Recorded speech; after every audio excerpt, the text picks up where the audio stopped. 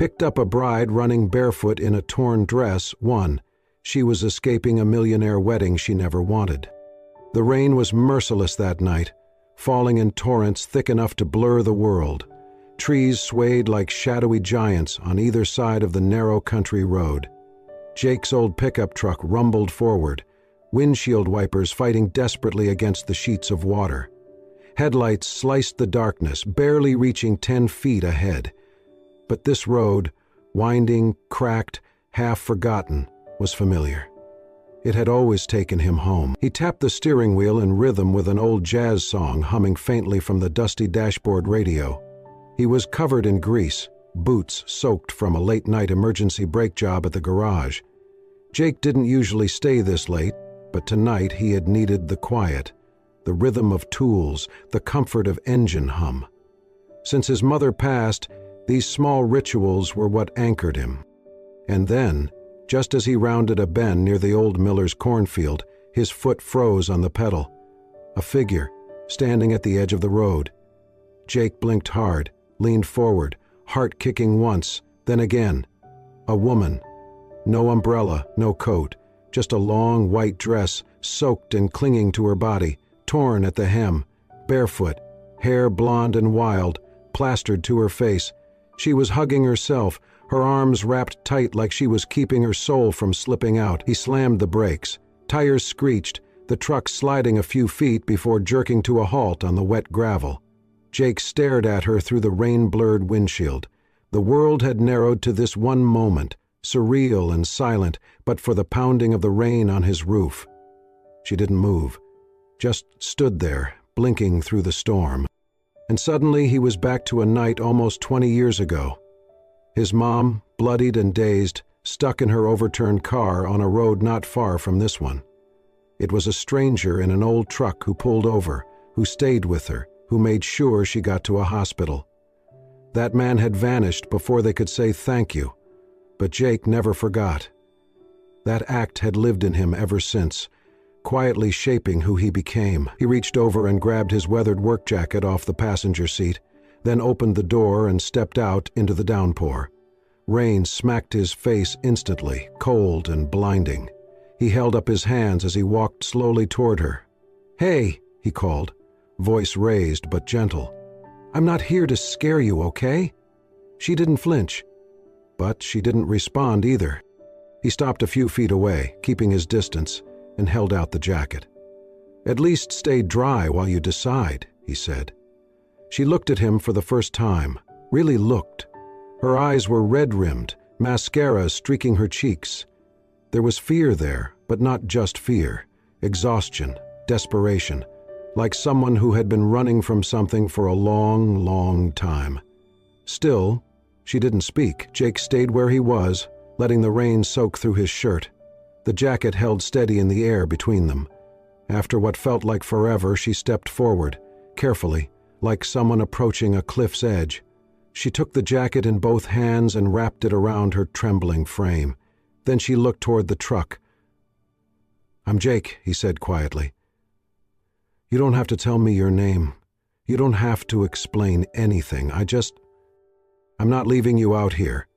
She said nothing, but nodded once, barely, and walked to the truck, opening the door and climbing inside. Jake exhaled, not realizing he'd been holding his breath. He followed her, shut the door behind them, and turned the key in the ignition. The heater sputtered to life, blowing warm air across the cabin. Steam rose from their soaked clothes, windows fogging quickly. She pulled the jacket tighter around her shoulders, staring straight ahead. Her dress clung to her knees, torn and stained with mud. Jake didn't ask anything. He knew that look. He'd seen it in the mirror after the funeral, after his world cracked in two. "Safe place is about 10 minutes down the road," he said, voice low and steady. "If you want, I can take you there." Still no answer, just silence. He adjusted the heat, turned off the radio, and started driving. They rode in quiet for several minutes, the sound of rain and the hum of the engine the only things between them. Finally, as the lights of the small town came into view, she spoke. Just one word: Claire. Jake didn't react much, just nodded slightly. "I'm glad you told me," he said. "It's a good name." She didn't respond again, but she didn't pull away either when he gently passed her a dry towel from under the seat. By the time they pulled into the back lot behind Jake's garage, the rain had eased. The storm was passing, but something else had begun. Neither of them knew it yet, but that night, between the rain and the silence, a story had just begun. One not written in fairy tales, but in grease-stained jackets, broken roads, and the quiet kindness of a stranger who remembered what it felt like to be saved. The rain had slowed to a drizzle by the time Jake turned into the gravel lot behind his garage. The faded sign above the door read Weller's Auto, dimly lit by a flickering light. The building was nothing fancy, brick, old, but cared for. Jake parked near the back door and shut off the engine. Claire sat in silence. The jacket he had given her remained wrapped tightly around her. The tension between them had shifted. It was no longer fear, but something tentative, uncertain, like trust not yet spoken. Jake cleared his throat. "There's an old office in the back of the shop. It's not much, but there's a couch, a space heater. You can stay there tonight." Claire turned toward him slowly, guarded. "I can take you to a hotel in the morning," Jake added, "but the nearest one's 20 miles out, and nothing's open this late." She hesitated. Then, softly, "Just for tonight." Jake nodded.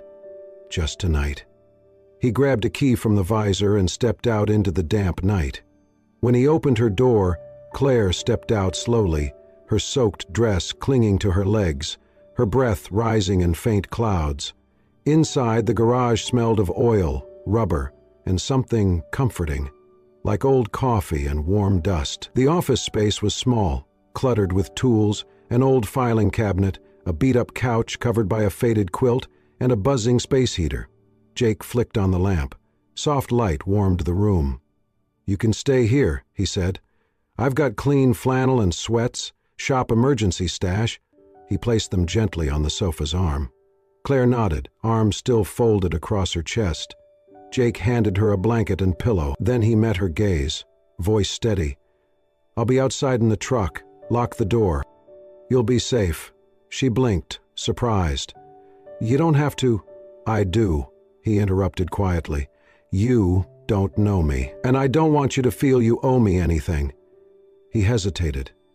"If the heater acts up, knock on the window." Then he stepped out and gently closed the door behind him. Claire locked it, standing alone for a moment in the warm, humming room. She exhaled, then slowly peeled off her wet dress, draped it over a chair, and changed into the oversized clothes.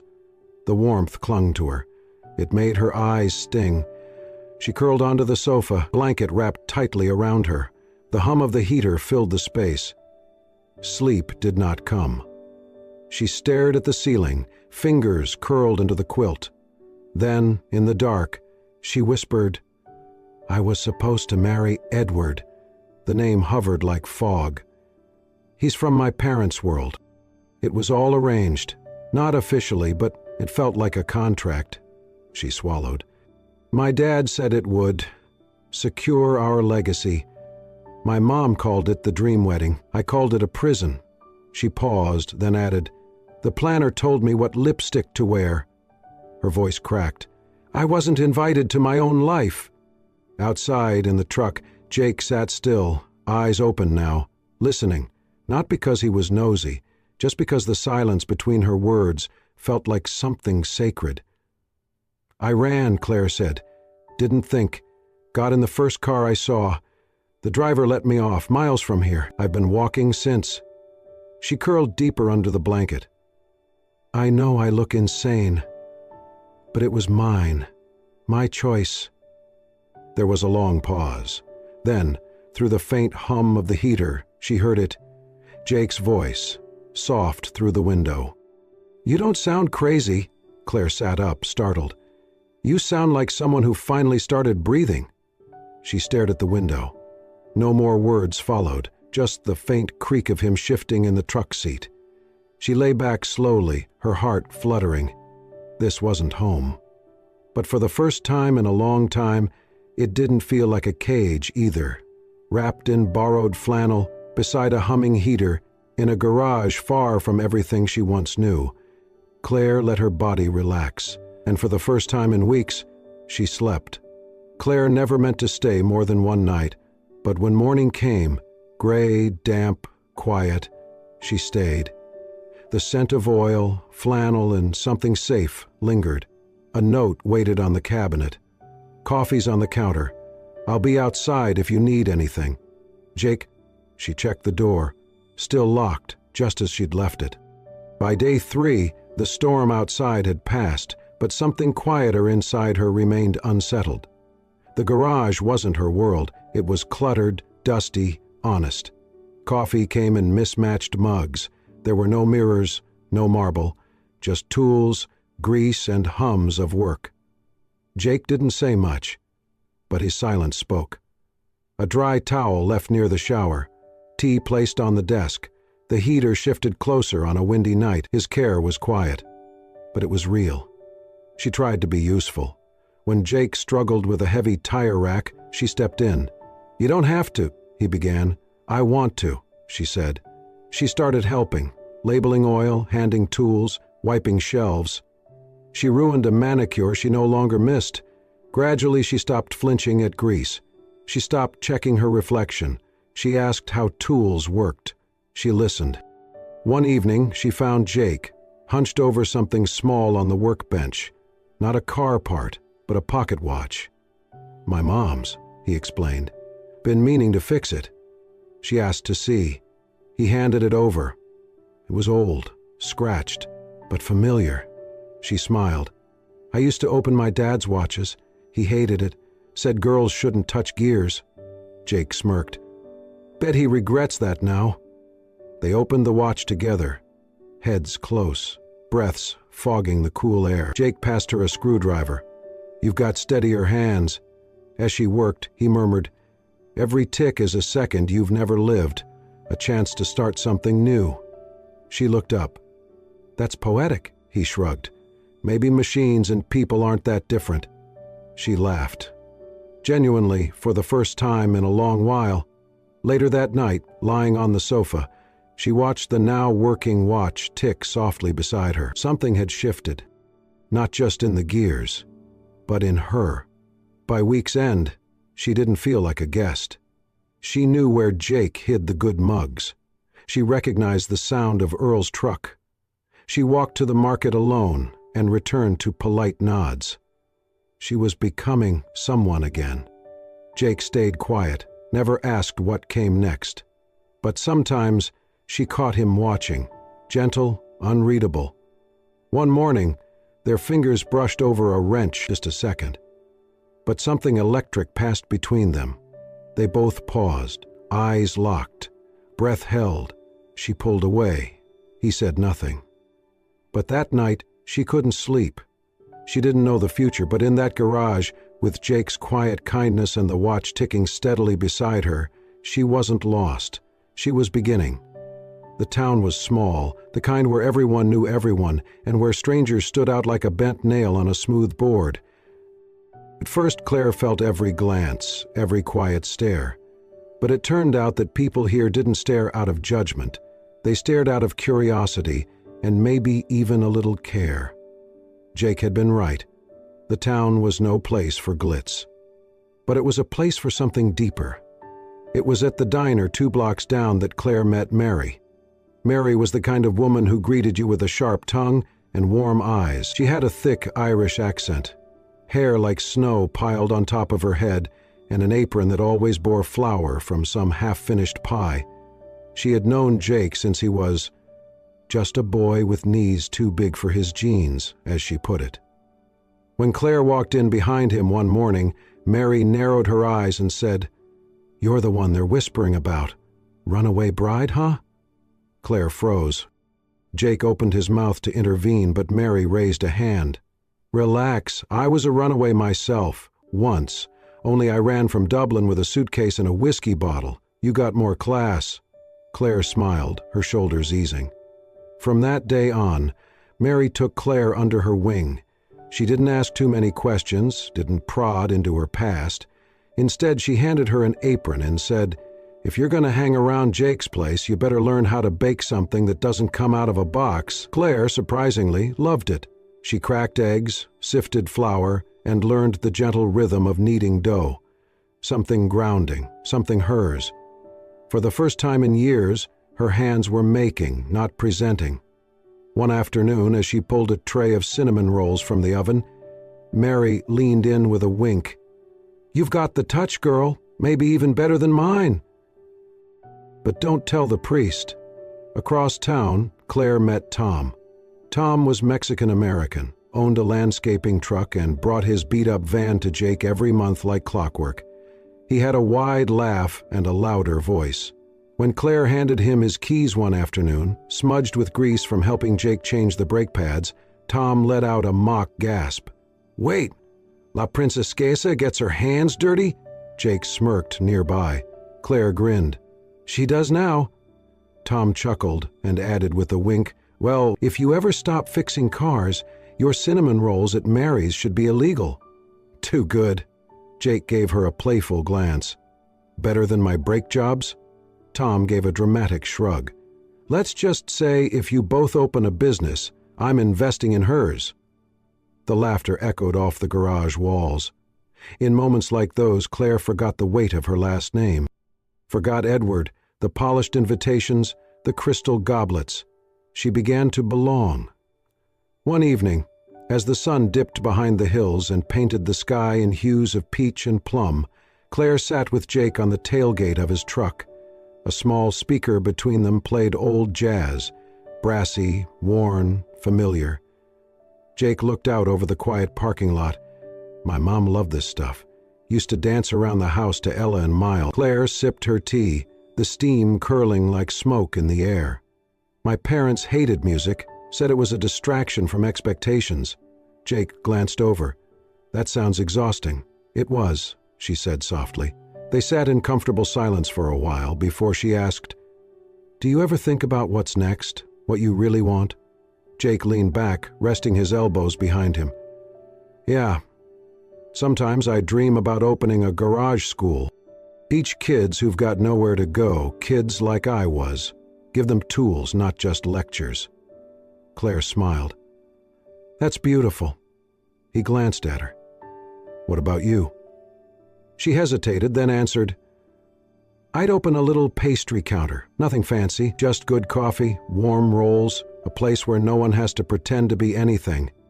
Jake's eyes lingered on her for a beat longer than usual. "Sounds like a place worth going to," he said.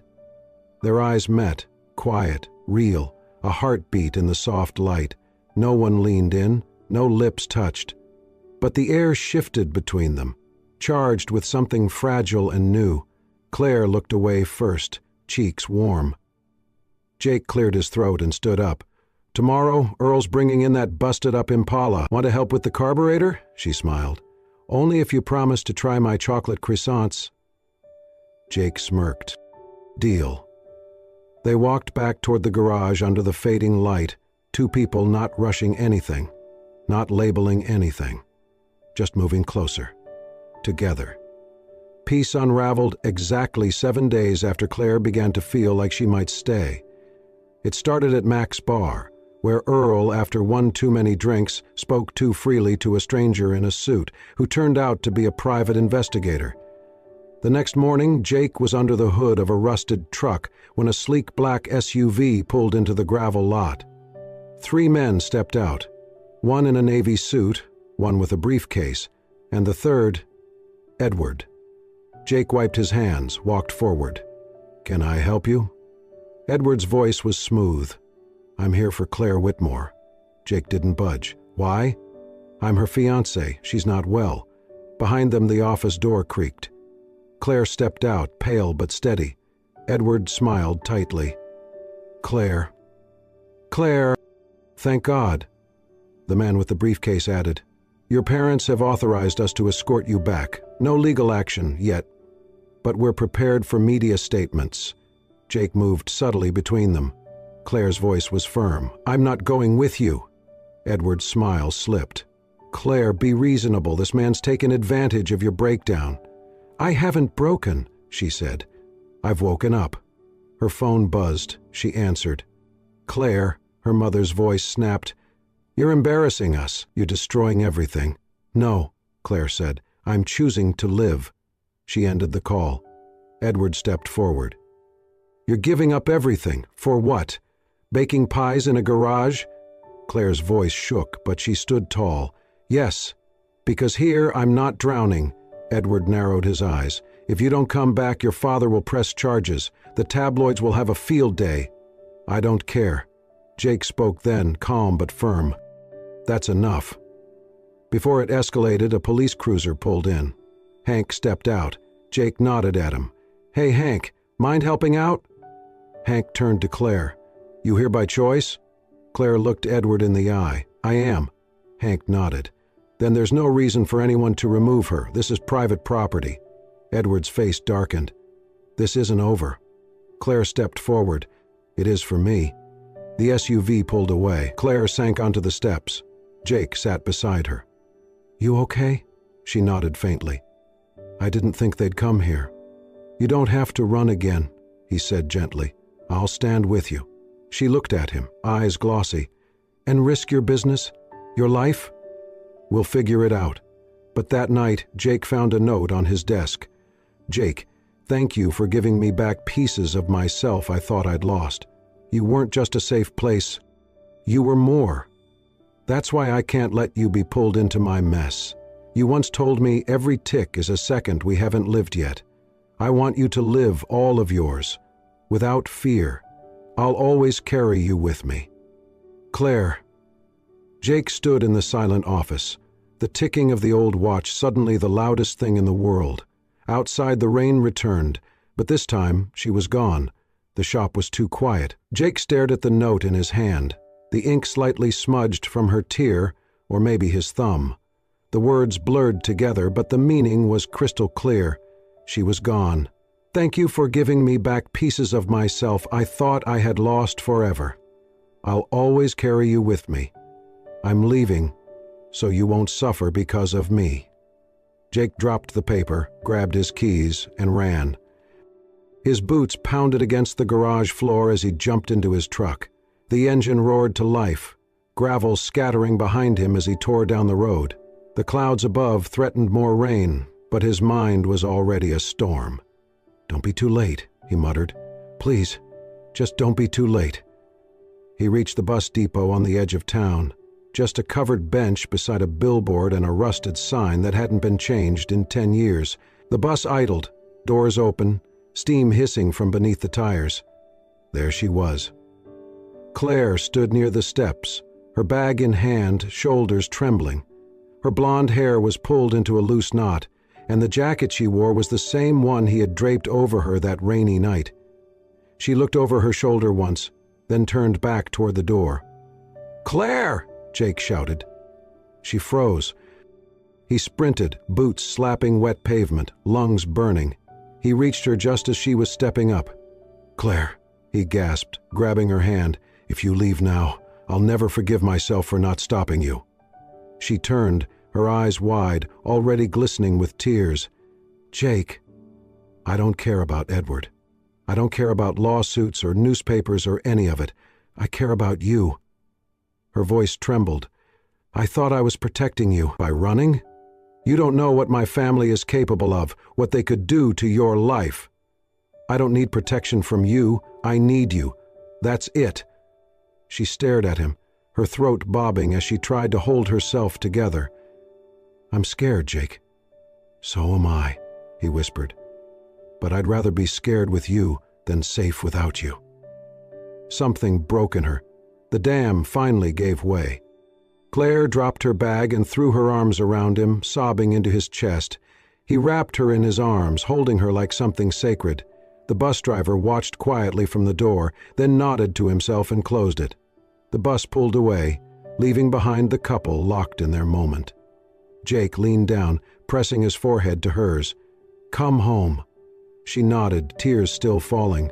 "Yes, yes, I want to." They drove back in silence, but it was not the silence of distance. It was the silence of knowing. Her hand rested on the center console, and his covered it. Neither let go. When they pulled into the garage, the sign outside buzzed faintly in the evening wind. The place hadn't changed, but everything inside them had. Jake helped her out of the truck and carried her bag inside, placing it gently beside the sofa. He turned to her and paused. "This place, it's not much, but it's yours now too, if you want it." Claire walked toward him, wrapped her arms around his waist, and leaned her head on his chest. "It's the first place I ever felt like I could breathe." He held her close. That night they sat on the sofa, side by side, watching the clock on the wall, the one she had helped him fix. The second hand ticked softly. Jake glanced at her and said, "You told me every time a clock ticks, it's a second you haven't lived yet." Claire smiled gently. "So let's live this one, and the next." They sat in the warmth of the garage office, the rain starting again outside, but inside there was only peace. For the first time, it wasn't just a place to hide, it was home. The scent of cinnamon and fresh pastry filled the air before dawn, long before the town stirred awake. Claire, flour dusted across her apron and the bridge of her nose, rolled dough in the small corner of Mary's cafe that had slowly transformed into something of her own. The sign above the counter now read, "Claire's Corner," in handwritten lettering Mary had painted herself. It had taken time. 3 months of rising early, cleaning tables, taking orders, and learning the rhythm of a cafe that ran on gossip, black coffee, and tradition. But Claire hadn't minded. With every morning she arrived, she began to feel less like a visitor and more like someone who belonged. Mary had pulled her aside one evening, wiping her hands on a towel, and said, "That little baking space by the window, it's yours now, no charge. Just keep feeding these old souls." She winked. "And maybe teach me how you got that crust so flaky." Jake had helped too, of course, though never in ways that stole the credit. He repaired the cafe's old refrigerator, installed a second oven someone had donated, and quietly fixed neighbors' cars in exchange for sacks of flour and fresh eggs. When Claire protested, he only smiled. "Let me do this. For us." She had never said "us" before, and meant it like she did now. Each pie, each cookie, each loaf of warm banana bread sold was a small declaration that she could stand on her own, and the town noticed. Customers started coming not just for Mary's coffee, but for Claire's honey tarts and apple crumbles. Tom, who used to complain about everything, came in twice a day now. "Claire's pie saved my marriage," he joked one morning, earning a laugh from the regulars. "My wife thought I was having an affair with how much time I spend here." Even children came by after school, peeking through the glass for chocolate chip cookies and waving excitedly whenever Claire appeared in her apron. Life was simple. And finally, it was enough. Until one Friday afternoon, the sun was setting, casting golden light over the storefront as Claire rang up the last customer. She looked up and froze. Edward stood across the street, hands in his pockets, sunglasses shielding his eyes. But even from here she could see the tension in his jaw. He did not bring lawyers, no thugs in suits, just himself. Claire stepped outside slowly, wiping her hands on her apron, her heartbeat a dull roar in her ears. "I'm not here to take you back," Edward said, his voice calmer than she expected. "I'm just here to understand why you left it all." Claire gestured to an empty table on the patio. He followed. They sat. No pretense, no performance. "I couldn't breathe," she said quietly. "At home, I was a puppet. At the altar, I felt like I was watching someone else's life, and then I ran." He nodded slowly. "I thought I gave you everything you wanted," Claire said, "not who I was." For a long moment, Edward stared down at the table. Then he nodded again. "I always thought love was about winning, achieving, owning. But maybe it's about letting go." Claire blinked, surprised. Edward stood. "I won't bother you again, but thank you for showing me what I didn't see." He walked away without another word. And that, Claire realized, was the real goodbye. And that, Claire realized, was the real goodbye. The next morning, the phone rang just after sunrise. She almost didn't answer, but something told her to. Claire? It was her mother. No demands, no scolding, just her name, soft and uncertain. I just want to know if you're happy, she said, voice fragile. Claire's throat tightened. I'm not rich, I'm not famous, but I get to choose my mornings now. I get to make something with my hands. And for the first time, Mom, I can breathe. There was silence on the other end. Then a quiet breath. If you're okay, I'll learn how to be okay too. Claire closed her eyes, the tears slipping down without resistance. It was not reconciliation, not yet, but it was something just as precious, the beginning of forgiveness. The sun cast soft amber streaks through the garage window that morning, the kind of light that made the dust in the air look like glitter. Jake was underneath a '93 Ford, covered in oil and half cursing at a stripped bolt when he heard the door open. Hey, Claire called. He slid out slowly, wiping grease from his face. She stood there, holding a small wrapped box with a nervous smile on her face. It's your birthday, she said.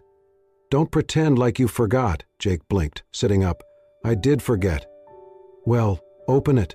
He peeled back the paper to find a leather case. Inside was the watch he had nearly given up on, his mother's old pocket watch, the one he had shown her months ago, hopelessly broken. But now it gleamed. The ticking was soft and steady. His hands trembled as he opened the lid. Inside the casing, she had engraved one word: freedom. He stared at it, speechless. You said every tick is a second unlived, she whispered. Every second. Every second, she whispered. So, I gave you back time. Jake swallowed hard, eyes burning. He looked up at her, voice rough. You gave me back time. And love. Before she could respond, he reached into the back of his tool chest, pulling out a tiny wooden box. I was waiting for the right moment, he said. Turns out, you just made it. Claire blinked. Jake, what are you... He opened the box. Inside was a tiny brass chain with a matching watch fob, delicate, simple, and at the end, a tiny charm shaped like an open clock face. Not a ring, he said, because what we have, it's not traditional, but it's ours. He stepped closer, holding her hands. Will you be my timekeeper? For life? Claire gasped, tears slipping down her cheeks. She nodded, unable to speak, then laughed through her tears. Yes, yes. 1,000 times yes. He fastened the fob gently around her wrist, his hands sure even though his heart was thudding like a drum. A week later, the backyard behind the garage transformed into something magical. Earl strung up fairy lights, Mary brought homemade scones, and Tom brought his out-of-tune guitar. Hank, still in uniform, stood under a tree wiping his eyes with a handkerchief. Claire wore a simple dress the color of cream, her blonde hair braided with wildflowers. Jake wore his cleanest flannel and boots that had been polished exactly once, this morning. There were no violins, no chandeliers, just laughter, warmth, and the quiet hum of engines from the garage in the background. They stood under a handmade arch covered in climbing vines. Claire took his hands. I never felt like I belonged anywhere, she whispered, voice thick with emotion. Not at home, not in ballrooms, not in family photos. She looked around at their friends, the people who had stood by them, smiled with them, worked with them. But today, I belong, here, with you. Jake smiled, eyes damp.